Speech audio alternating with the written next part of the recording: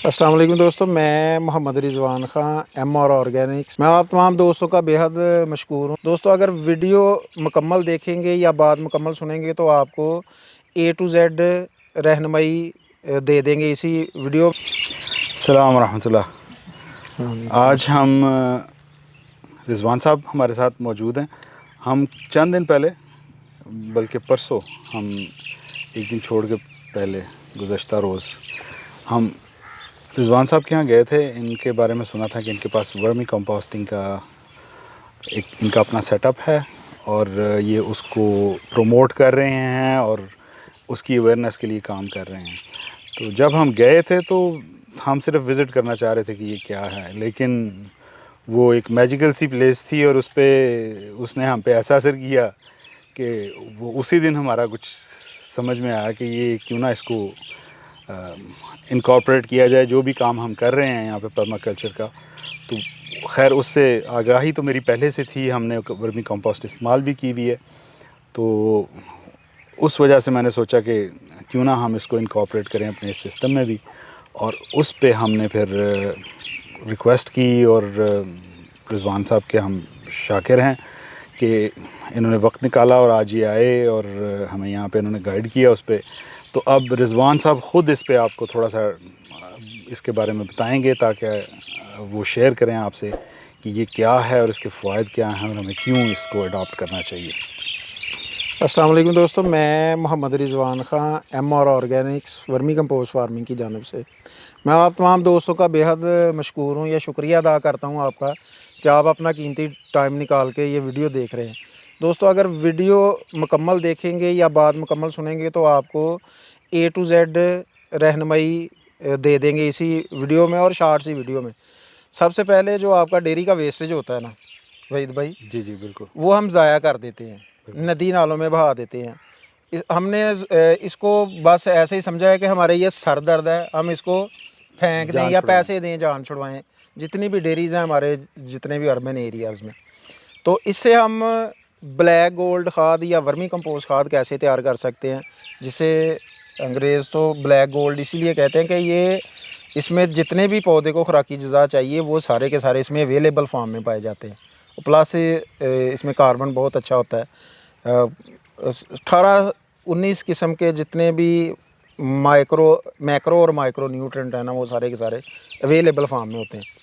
अच्छा, अब ये वर्मी कंपोस्ट एक मोटा सा आपको तारफ़ करवा दिया। वर्मी कंपोस्ट बेसिकली या वर्मी कंपोस्ट फर्टिलाइज़र बेसिकली है क्या, ये इसका मैंने इंट्रोडक्शन आपको करवा दिया। अब ये तैयार कैसे होगी? डेयरी के वेस्टेज से, चाहे उसमें आपके बकरी की एड़ी हो, गधे का वेस्ट हो, पोल्ट्री मन्योर हो, डेयरी का गाय भैंस का जो भी गोबर हो, जितने ज़्यादा किस्म का गोबर लेंगे उतनी अच्छी वर्मी कंपोस्ट की क्वालिटी तैयार होगी।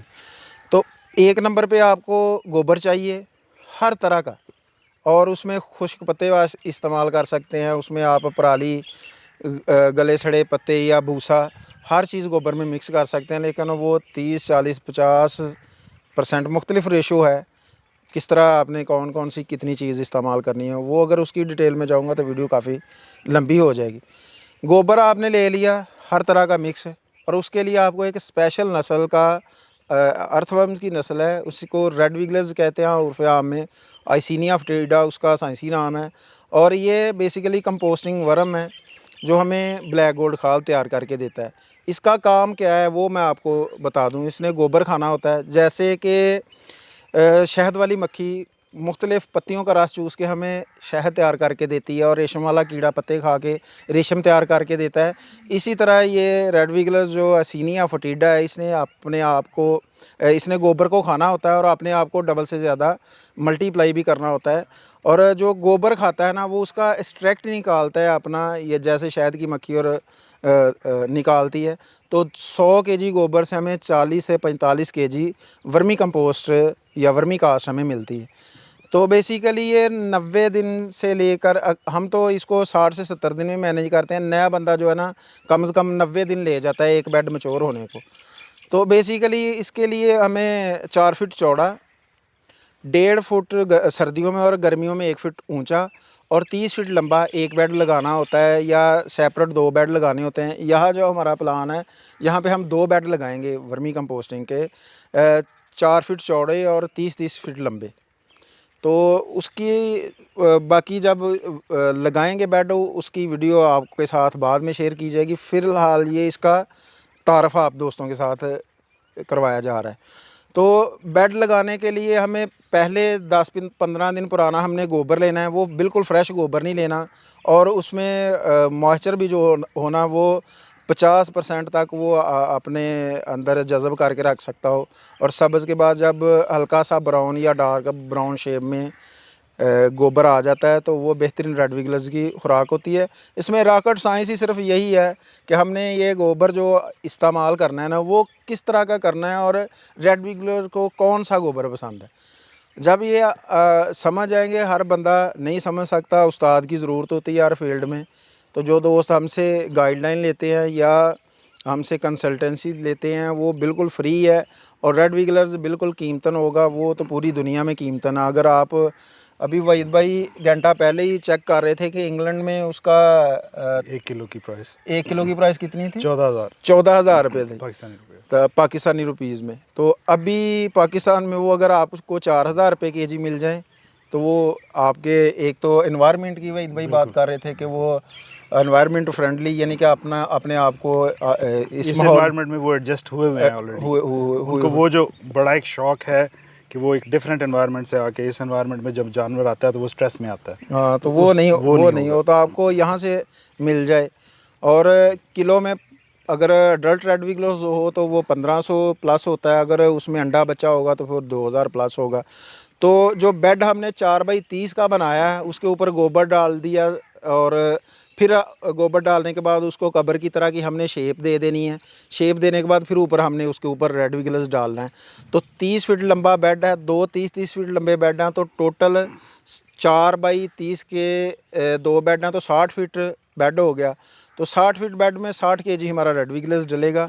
तो अगर केजी में रेड विगलर्स डालेंगे तो वो फिर डेली का 1 केजी गोबर खाता है। तो 70 दिन में, 60 दिन में, 70 दिन में वो मुकम्मल बेड मैच्योर करेगा। अगर काउंटिंग में हम डालेंगे तो काउंटिंग में फिर वो बेड 4 माह जाके बाद मैच्योर होते हैं, क्योंकि उसका बॉडी वेट कम होता है। रेड विगलर्स एक वाहद कायनात की चीज़ है जो अपने बॉडी वेट के हिसाब से डेली का गोबर खाती है। यानी कि एक बंदा, मेरा ही वज़न 80 केजी है, तो मैं तो सारा दिन में 1.5-2 केजी खुराक खाता हूँ ना। तो रेड विगलर्स 24 घंटे में वो अपने बॉडी वेट के हिसाब से, अगर उसका 1 ग्राम वज़न है तो 1 ग्राम ही गोबर खा जाता है। अगर उसका हाफ ग्राम या आधा ग्राम वज़न है तो वो आधा ग्राम गोबर है। यानी कि कायनात में वाहद ऐसी चीज़ है वहीद भाई कि वो अपने बॉडी वेट के हिसाब से 24 घंटे में गोबर खा जाती है और उसको स्क्रीट करती है। और जो 1 केजी गोबर खाती है वहाँ से फिर 400 ग्राम हमें वर्मी कंपोस्ट मिलनी है या 450 ग्राम वर्मी कंपोस्ट मिलनी है। तो ये भी थोड़ी चीज़ टेक्निकल जो बताने वाली थी दोस्तों को, वो मैंने दोस्तों आपके साथ शेयर कर दी। जितने फुट लंबा बेड होगा उतने केजी रेड विगलर्स डलेगा। केजी में रेड विगलर्स लेंगे तो आपका बेड 2 माह में 70 दिन में मैच्योर होगा। अगर काउंटिंग में लेंगे तो आपके बेड 4 माह जाके बाद मैच्योर होंगे। रेड विगलर्स 2 माह में डबल हो जाता है और खाद भी तैयार करके देता रहता है। ये जो 2 बेड हम यहाँ पे लगाएंगे 4x30 के, यहाँ से 1.5 टन हमारी वर्मी कंपोस्ट तैयार मिलेगी और रेड विगलर्स डबल से ज़्यादा मल्टीप्लाई हुआ मिलेगा। तो फिर हम 2 से आगे 4 बेड बनाएंगे तकरीबन 70-80 दिन बाद। तो ये सारा प्रोसेस आप दोस्तों के साथ साथ शेयर करते रहेंगे।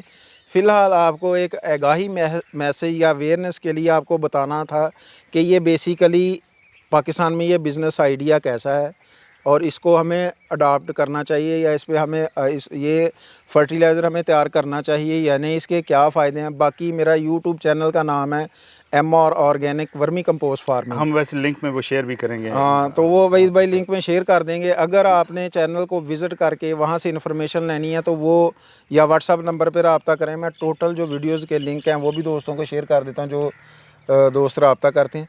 तो बेसिकली हमें वहीद भाई चलना है इसको लेके।